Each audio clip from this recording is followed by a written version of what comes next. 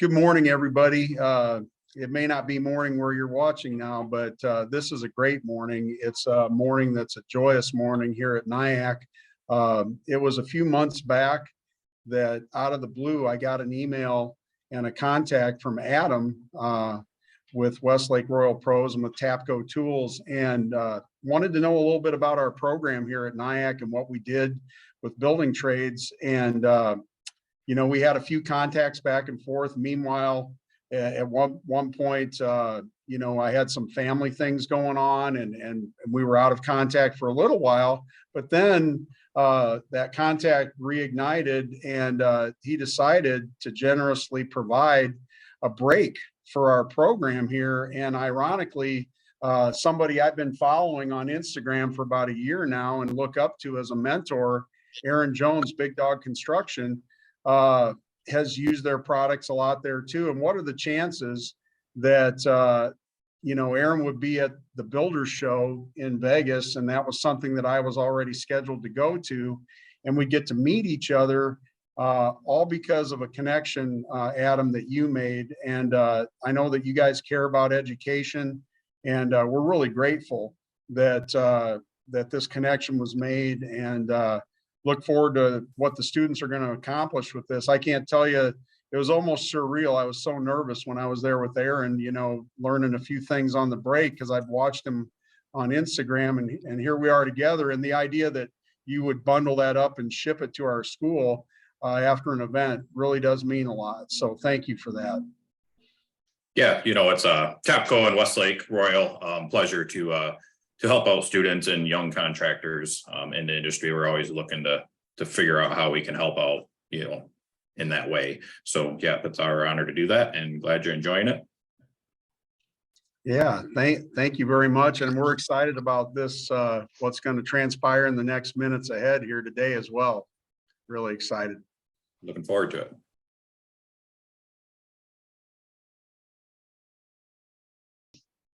For those of you who don't know me, my name is Aron Jones.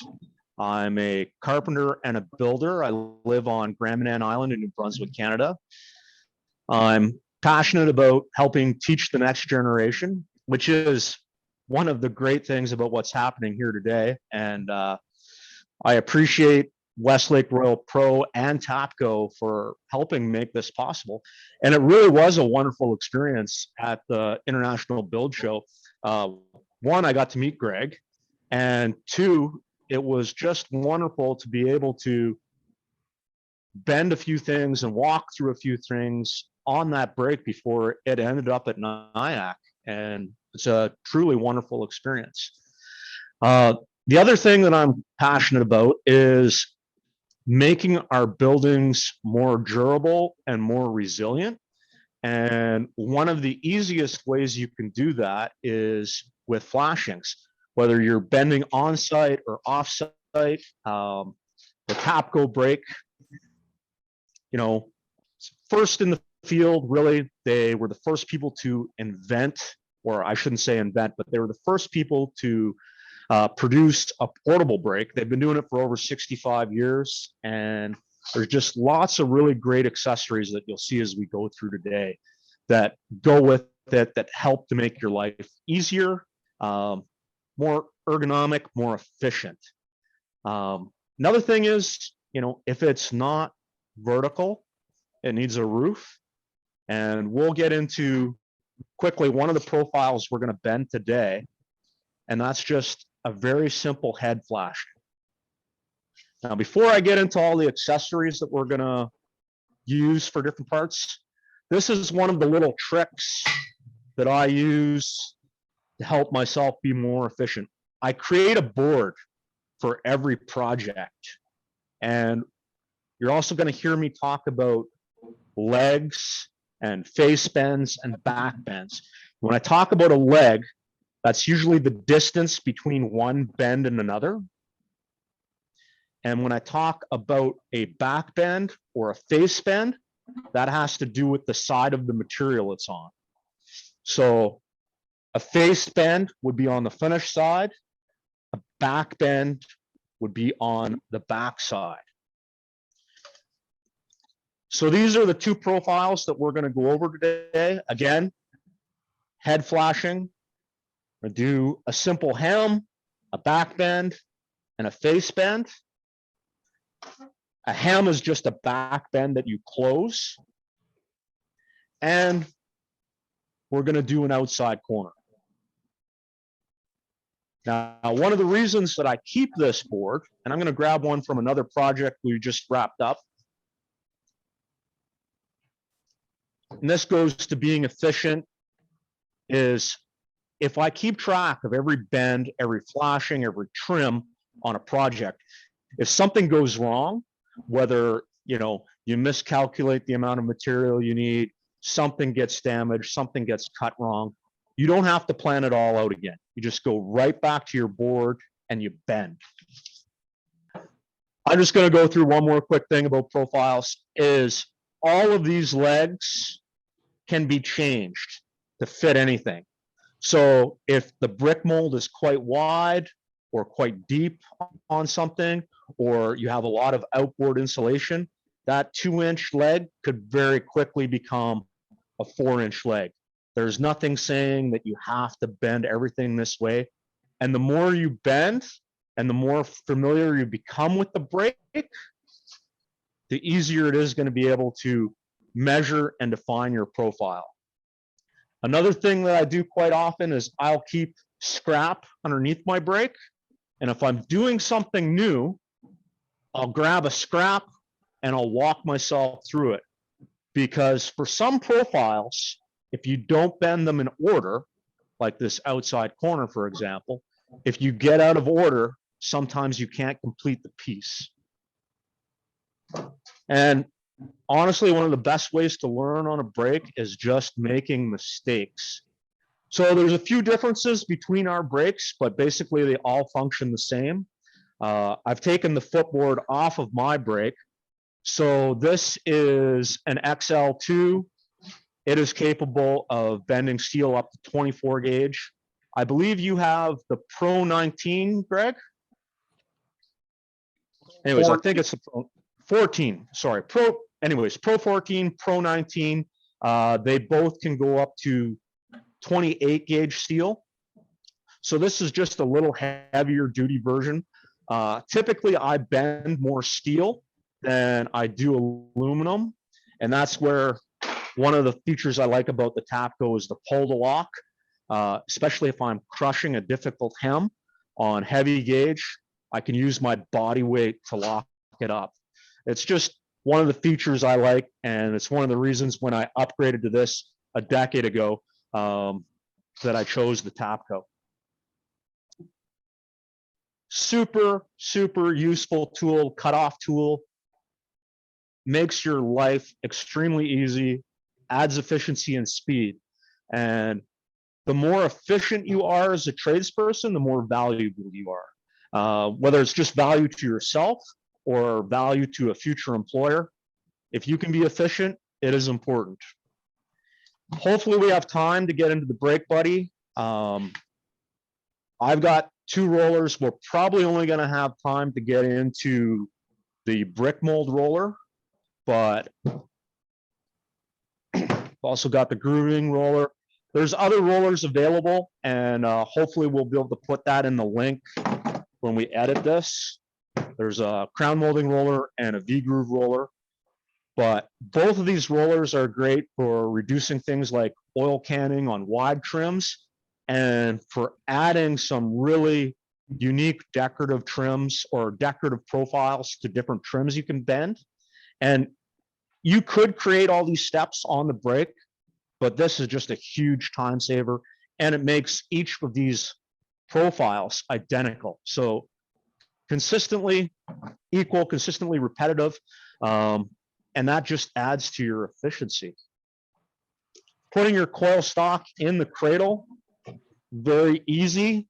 I imagine some of you have already done this.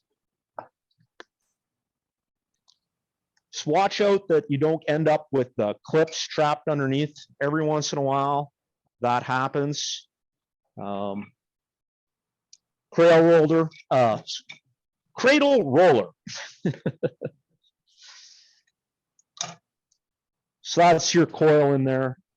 Very easy. So when you're mounting the frame, got the screw that it goes to your tension clip. I'm gonna just pop this up here.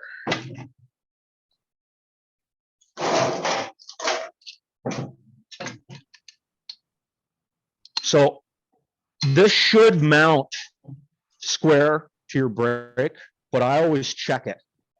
And there's a very good reason for that. So you have your rail clip.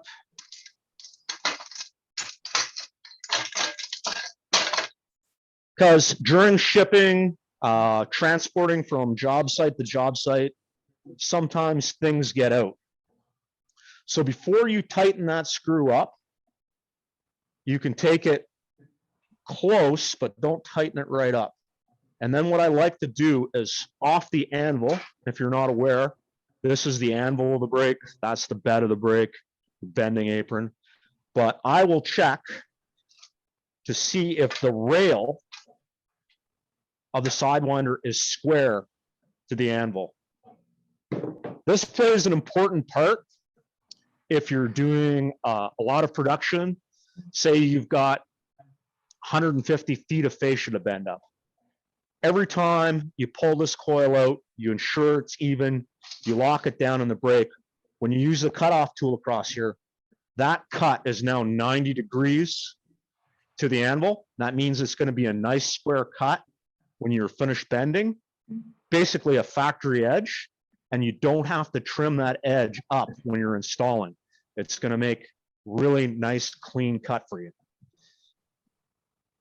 It's tight.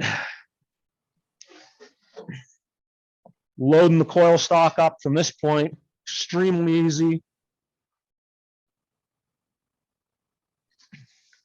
Set it in place, you're there. Now, sometimes I have a bit of trouble getting it through the rail to begin with, but don't get frustrated with that. Take your time, get it through.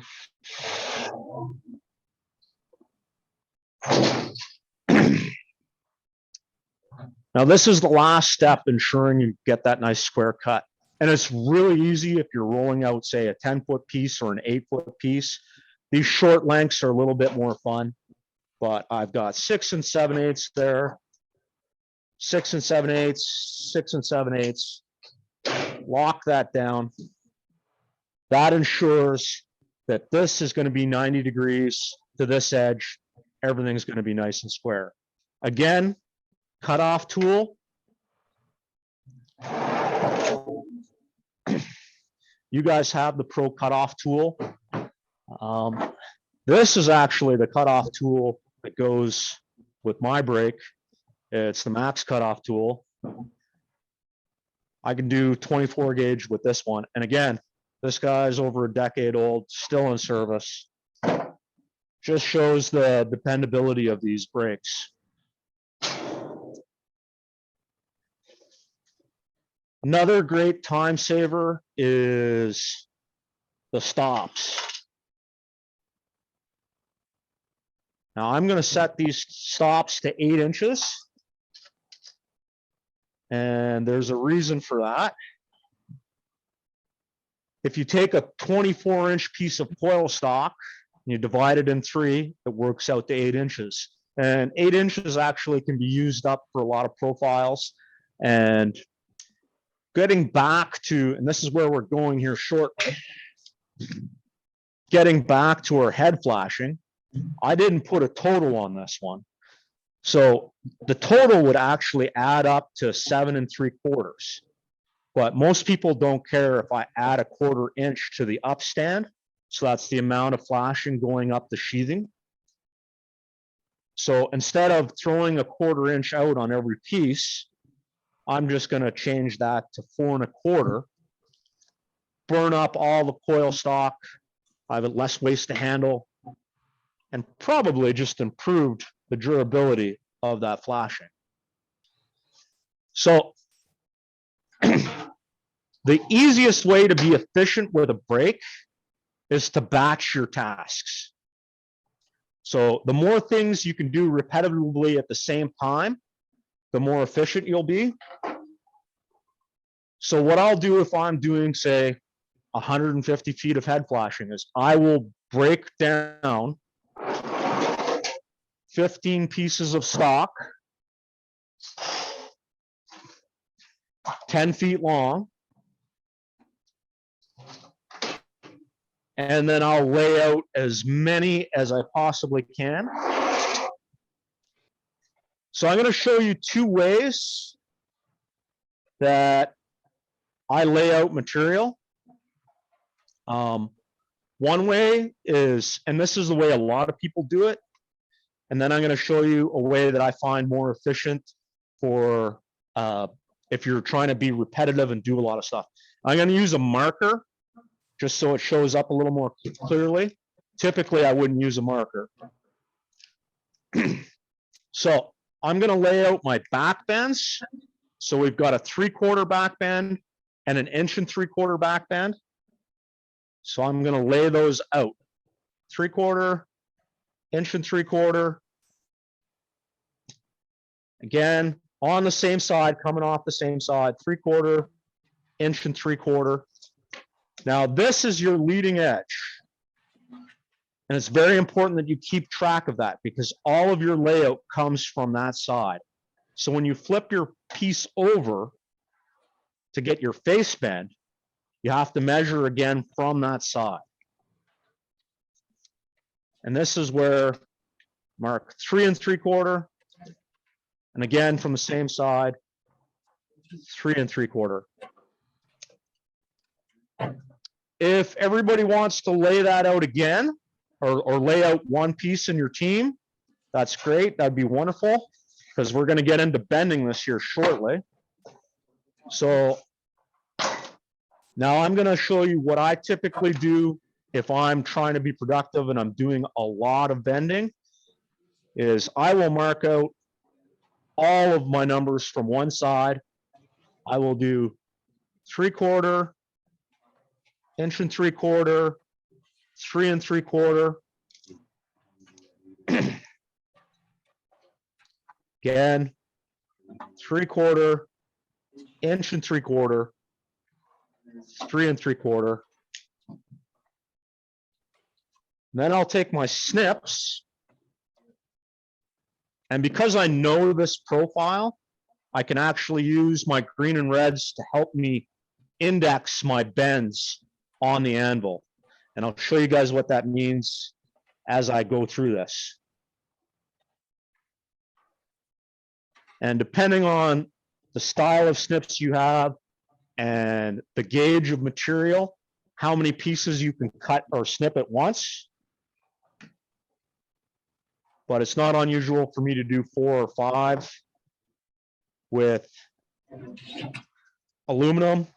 You get into 26 gauge, I kind of max out around 3 to get a nice crisp bend. When you get into 24 gauge or stuff like that, you can put up a big stack, and you can even use like a very thin zip disc and drop straight down through a stack. All right, so we're not gonna rush, okay? I want to get everybody to get a chance to bend, and we're gonna go through this one step at a time. So that first 3/4 inch bend, don't forget to move your stops out of the way. But that first 3/4 inch bend, and you can see right there, that's what I'm talking about, using the snips to make a positive stop. Imagine if this piece was 10 feet long. I'm not running from one end of the break to the other. I can stand here in the middle, slide that in, clamp that down. So this is your hem all the way up.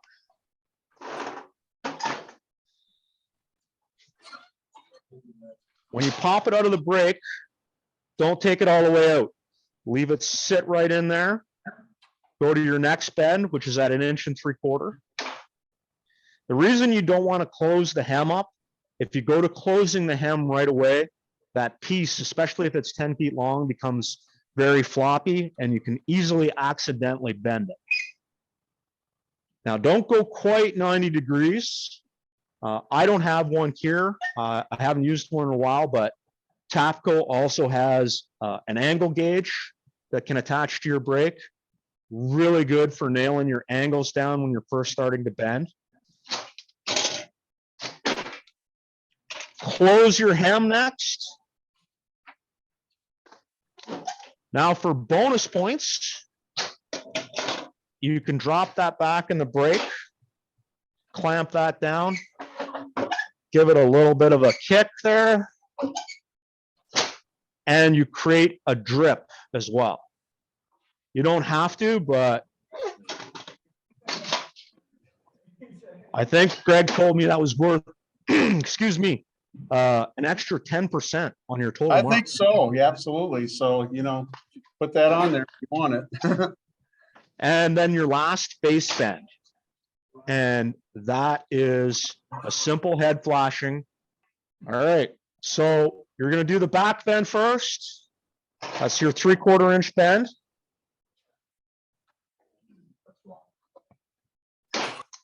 Lock that down.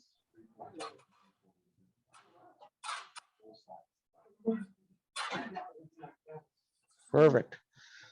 All the way up and over. This is your hem.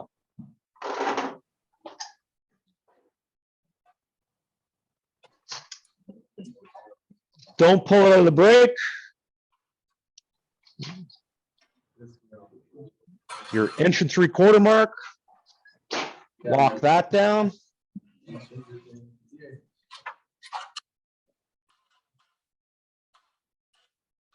Yep. Not quite 90 degrees. You want a little less than 90. Thank you. Now you want to close that hem up.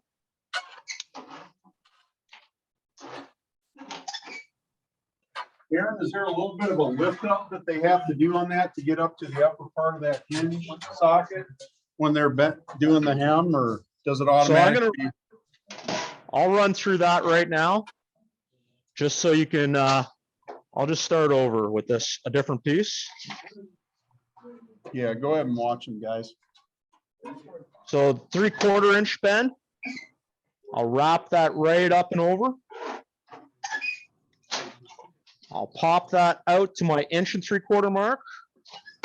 Lock the brake down. Not quite 90. Unlock the brake. I lock the brake. Some people don't. It's habit for me. And then you just squeeze that hem closed. Did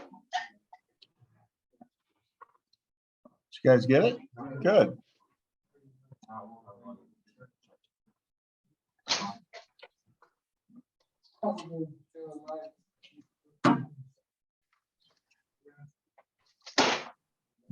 Then you got the last face bend.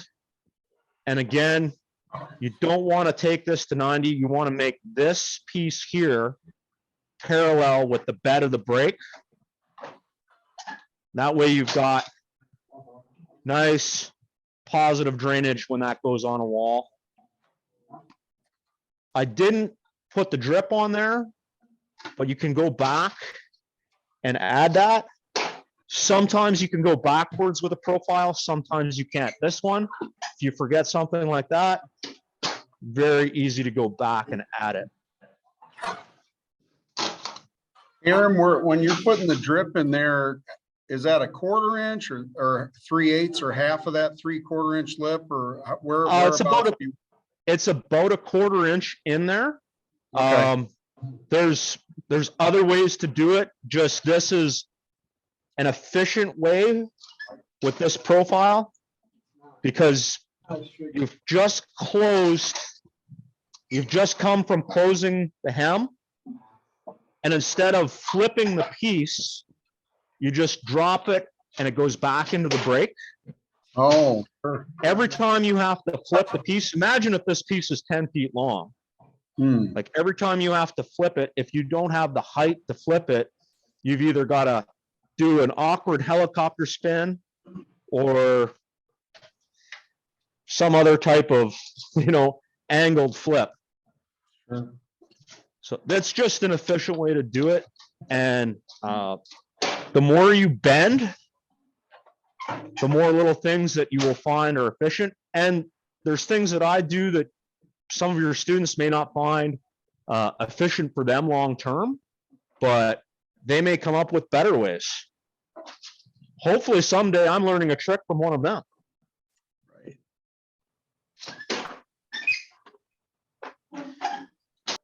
I still marvel at technology that way. I think it's cool that we can have live instruction from you. It really is amazing. And I'm going to give Westlake and Tapco Tools another shout out right now, because they're really making today possible. And it it wouldn't be possible without them. Anyways, you're absolutely right, Greg. This is awesome. Just because I'm concerned some people didn't quite get the hem, I'm just gonna go through the steps of a hem without the extra bend in the way. So just a very simple hem, just bending that piece all the way up and over. Now, normally I wouldn't go directly to the hem, but just for clarity, that is the easiest way to make a hem with aluminum, is on the face of the anvil and just crush it. If you try and do your hem in here, it's a little more difficult, although there are some cases where that is essential. When you're bending on the face of the anvil to create a hem, do those hinges that are offset on the bender, do they automatically engage to where you want them, or do you have to lift up a little bit to get them to come up? What I would say is your brake is still quite new. Right. So it might be a little stiffer than mine on the hinge, but I typically do not have to lift mine up. Okay. They kind of roll up a little bit on their own. Okay. But it really is. If you find that with your brake you have to lift it, it's not the end of the world. It probably just isn't quite broke in yet. You got to remember, this has got miles and miles and miles of coil stock on it already. Right. Cool. Okay, well, if there's no questions, I'm going to go right into the outside corner. This is a little more difficult, and we'll take a little bit of extra time laying this out. This is important that this profile is bent in order. If you get out of order, you're probably not going to be able to bring the piece back around. So we're getting into the outside corner profile. Now, I've already got one piece bent up, and it's important that you bend these in this order. So what we're going to do is we're just going to quickly lay out the face bends first, and then we're going to lay out the back bends, and we'll number them as we go. Again, that leading edge is important. If you maintain that leading edge, if your piece is a little off, where it's out will end up being in the nailer. And if you're out 1/8 of an inch or 1/4 inch in the nailer, it's really not going to matter. So, laying out the face bends, 2 inches. Hopefully everybody's laying out. Everybody following along, Greg? Yes, they are. Perfect. Anyways, we got a 2 inch bend on the face, a 2 3/4 inch bend on the face. We have a 9 1/4 and a 10-inch bend on the face. I'm going to go ahead and I'm going to mark that on the other side. Again, it's important to keep track of your leading edge. 2, 2 3/4, 9 1/4, 2 3/4, 9 1/4, and 10 inches. So 2, 2 3/4, 9 1/4, and 10. And I'll do this again. I'll do this again because it's important to also, for today, we're going to number these bends. So that'll be bend 1. That'll be bend 2. This will be bend 4. And this will be bend 6. I'm going to lay this guy out one more time. And it's all good. I'm going to do 2, 2 3/4, 9 1/4, 10. Mark it out again. 2, 2 3/4, 9 1/4, and 10. And then I'm going to number the bends again. Okay. Bend number 1, bend number 3, bend number 4, and bend number 6. So 3, 1, 4, 6. Now I'm going to mark the backside bends. And again, really important to keep track of that leading edge. Lay out everything from one side, always. We got 3 1/2, 6, and 8 1/2. I almost forgot.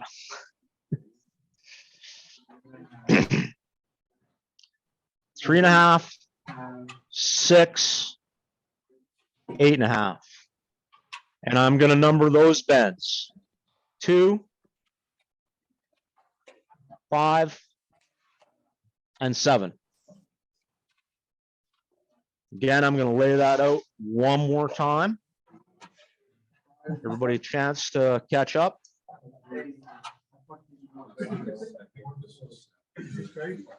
3 1/2, 6, 8 1/2, 3 1/2, 6, 8 1/2. And again, 2, 5, and 7. So I'm just going to run through this once, and then we'll get everybody to follow along. So you actually have to pay attention to the order you're bending this in.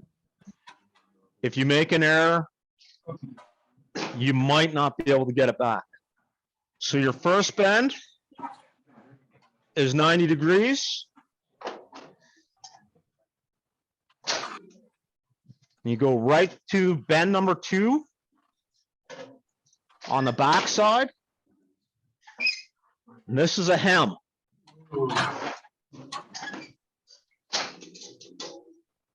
This is one of those cases where you have to close the hem immediately. Then we go to bend number 3, which is back on the face.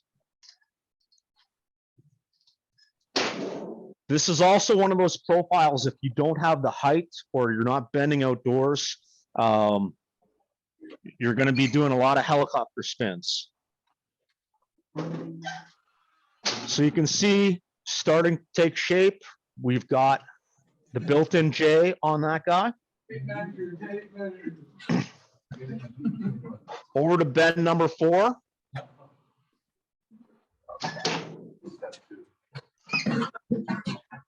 $90.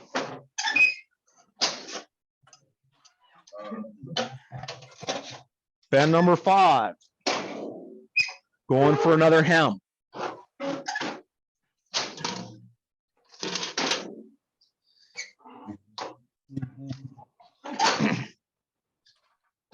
Make that look very easy, Aaron. Well, you're going to get a recording, and I think this is going to be part of your curriculum next year. I believe so, absolutely. I can do a weird offset for a funny angle.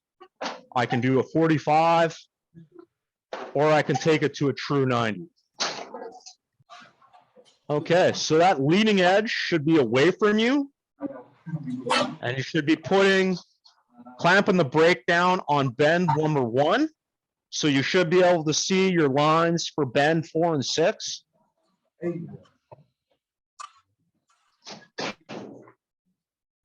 Take that to 90 degrees. Perfect. Pop that out of the brake. Roll it forward away from you. Drop that in. You should have the long leg away from you now into the brake, and the short leg hanging down in front of the apron.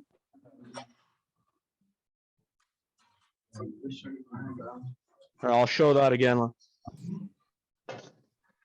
So that the long leg goes away from you into the brake. Bend number 2, lock that down.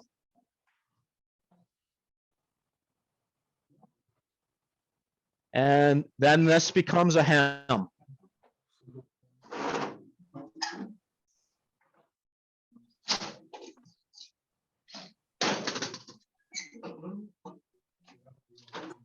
So at this point, that's what your piece should look like.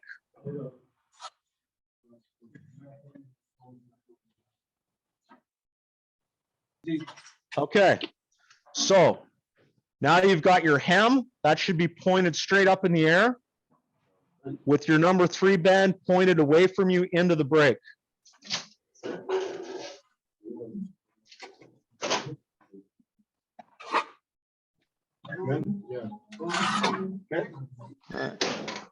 Now you're bending that number 3 bend 90 degrees. So the big surface of your piece should now be parallel to the bed of the brake. Perfect. Now we're going to go to the other side. You've already got one J channel done. Let's go to the other side. We're going to bend number 4. You should have the J channel facing you. Yes. Clear? 90 degrees.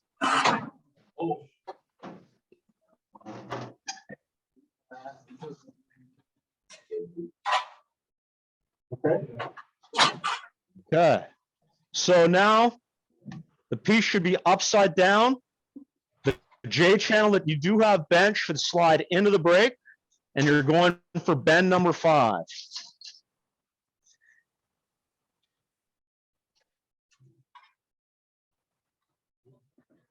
The J channel should go into the brake.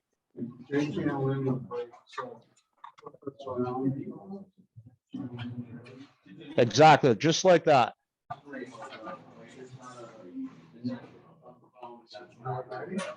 And number 5, lock it down. This is a hem.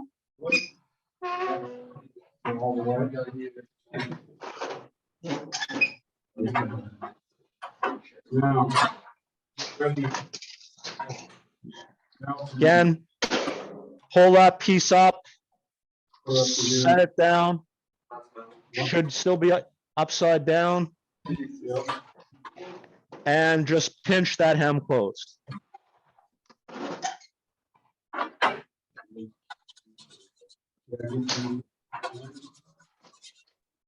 Should have your hem pointed straight up in the air.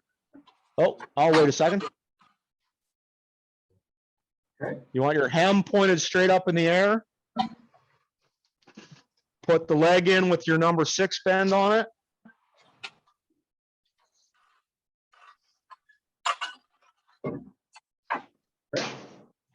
And 90 degrees, so the top of your profile is parallel with the bed of the brake.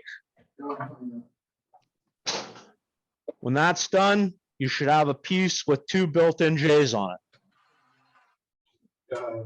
Yeah. All right, last piece of the puzzle. Upside down, back into the brake for bend number 7.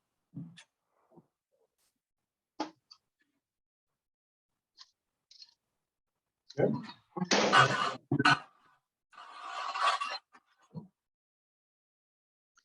90 degrees. And you should have something that is similar to this. All right.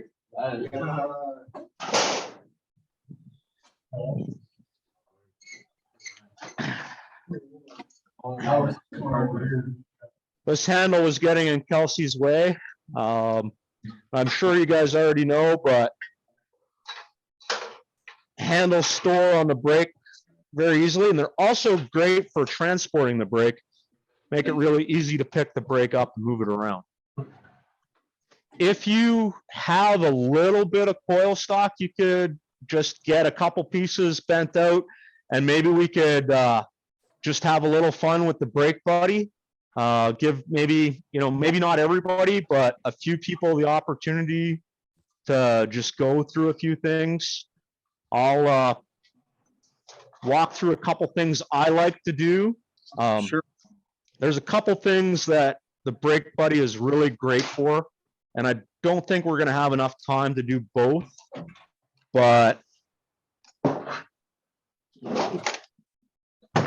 this grooving wheel is great if you have to bend a really large gable return or bird box, pork chop, whatever you want to call it.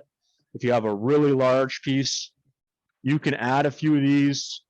It reduces oil canning. You can also use the brick mold for that as well. It's also great for capping things out like brick molds, or just adding a little bit of decoration to something. You can put up to 1.5 inch leg in here. I got a little bit of a curve on that. Have to watch out for that, but just adds to the profile quite nicely. And with a couple of quick bends, you can really have some fun with this, whether you're capping out around a window or a garage door. The brake buddy, I don't know if you'll be able to see it in this light, but it also has laser engravings for inch marks, so 1 through 4 inches. If you don't have a bend on this, you do have to watch out, because sometimes the stock will catch on this back leg here. So just take it slow to get started. And once you're started, you're usually good. And you'll see here in a second why I didn't put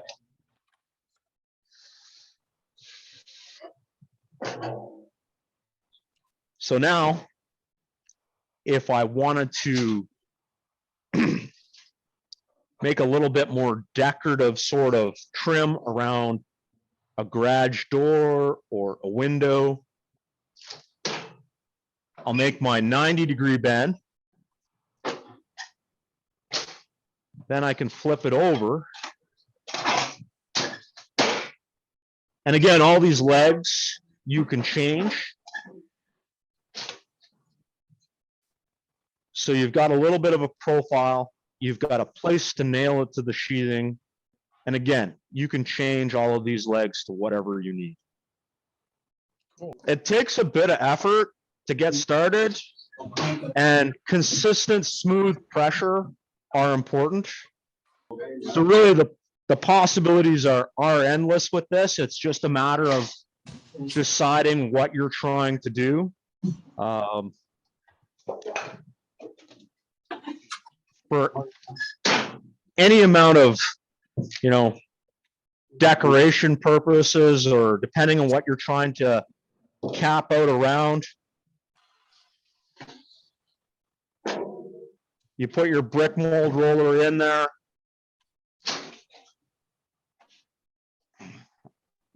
And we'll say, we'll take it to like that.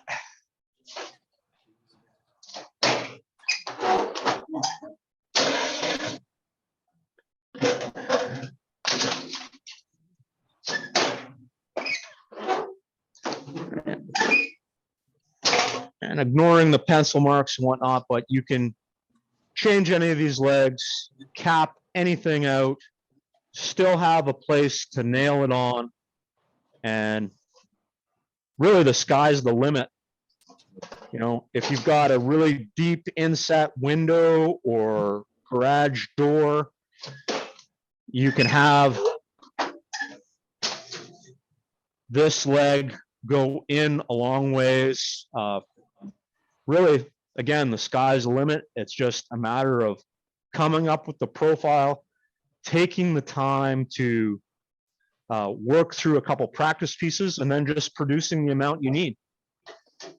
Yeah, I love the Brake Buddy with the profiles and stuff that it creates. I'm gonna have to touch up on one of your former videos on adjustments too. For some reason, the metal in the middle, when it's clamped down, is sliding a little bit. So I'm sure there's an adjustment to, we were having a little bit of an issue with the Brake Buddy, just with that short of a piece of metal, I think it was, you know, holding in there. I often adjust my brake because if I switch between, you know, 0.03 aluminum and 26 gauge steel, I have to adjust the clamping force. Sure. So that's not an issue. Anybody have any questions? Go ahead, Caleb. Caleb wanted to say thank you. It brought, for me, it brought home how you did the step by step, and I could see already, even like when Kian came up at the end on that corner profile, it took about a fourth as much time just after watching the others. So I could tell that if the repeatability of this, if they get with it, it's not going to take a super long time to become accustomed with just the points and tips that you shared. So we really appreciate that. Well, anytime you need a hand, Greg, please reach out. I will always do the best I can. I think it's also really important that we give another big shout out to Westlake Royal Pro and Tapco Tools for making this possible. As far as I know, this is a first. I don't think there's been a virtual brake classroom been done in history before. So as far as I know, this is a first. So creating history, people, that's important. For sure, and grateful to be a part of it. Certainly thank you to Tapco and Westlake Royal Pros. My goodness, it's going to make a big difference with students throughout the years here too. So we'll keep posting some more on Instagram as we get more adept with some of the things you showed us today. So thank you. No trouble. And perhaps we can make this an annual event, Greg. I don't know, but we'll see if we can't make that happen. That'd be very cool. Thank you. Thank you so much, Aaron. Well, we're so grateful to Tapco Tools and to Westlake Royal Pros for this wonderful opportunity for students. And the stuff that we've learned this morning is going to last a lifetime for a lot of them and make a difference in their careers. So thank you so much for that. And we look forward to seeing you on Instagram in the future. Thank you.